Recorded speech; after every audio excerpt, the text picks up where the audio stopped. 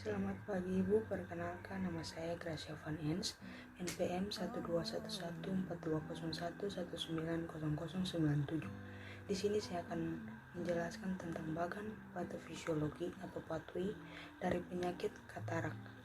Baik, yang pertama-tama kita ketahui dulu apa itu definisi dan penyebab dari katarak ini sebelum masuk di dalam bagan atau pathway dari katarak. Yang pertama, katarak adalah proses penurunan progresif kejernihan lensa. Lensa menjadi keruh dan berwarna putih keabu-abuan atau coklat kekuningan dengan ketajaman penglihatannya yang berkurang. Katarak terjadi apabila protein-protein lensa yang secara normal dan transparan terurai dan akibatnya mengalami koagulasi. Pengertian ini dari Corman 2001. Penyebabnya pada umumnya pada lansia atau orang dengan usia lanjut. Yang kedua, kelainan atau kongenital, bisa juga karena herediter atau genetik, dan komplikasi penyakit metabolik seperti DM. Selanjutnya, pathway katarak.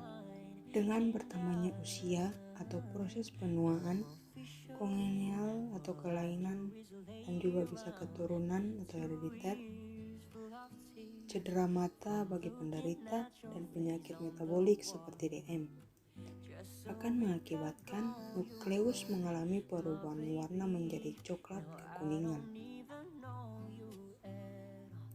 Di sekitar opasitas terdapat densitas seperti duri di interior dan posterior nukleus. Opasitas pada kapsul posterior merupakan bentuk katarak yang paling bermakna. Nampak seperti kristal salju pada jendela. Perubahan fisik dan kimia dalam lensa mengakibatkan hilangnya transplantasi lensa. Kita bisa lihat pada pathway dari nukleus yang mengalami perubahan warna menjadi coklat kekuningan dapat mengakibatkan perubahan fisik. Perubahan fisik ini berupa perubahan pada serabut halus multiple sunula yang memanjang dari badan siliar ke sekitar daerah di luar lensa. Misalnya dapat menyebabkan penglihatan mengalami distori. Perubahan kimia dalam protein lensa dapat menyebabkan koagulasi sehingga mengabutkan pandangan dengan menghambat cahayanya ke retina. Dapat dilihat dalam pathway ini dari koagulasi atau pengertiannya pengumpulan darah dapat mengakibatkan mengabutnya pandangan. Dari proses koagulasi dan mengakibatkan pengabutan pandangan karena jalan masuknya cahaya ke lensa dihalang oleh proses koagulasi atau pengumpulan darah di lensa tersebut. Dari pengabutan pandangan ini dapat mengakibatkan gangguan penerimaan sensori atau status organ indera pada penderita. Dari gangguan penerimaan sensori ini terdapat dua masalah. Yang pertama, risiko cedera yang dapat dipakai perawat untuk melakukan diagnosa terhadap pasien katarak. Yang kedua, menurunnya ketajaman penglihatan. Menurunnya ketajaman penglihatan ini dapat terbagi dua juga. Yang pertama, defisit perawatan diri. Karena menurunnya ketajaman penglihatan seorang pasien katarak, penderita ini dapat mengakibatkan defisit perawatan diri karena kurangnya ketajaman penglihatan. Yang kedua, gangguan persepsi sensori konseptual penglihatan. Dari mengabutnya pandangan atau penglihatan buram juga selain gangguan penerimaan sensori, ada juga tidak mengenal sumber informasi. Dari tidak mengenal sumbernya informasi tentang penyakit tersebut, penderita atau juga keluarga pasien atau penderita diketahui mempunyai masalah kurangnya pengetahuan akan penyakit.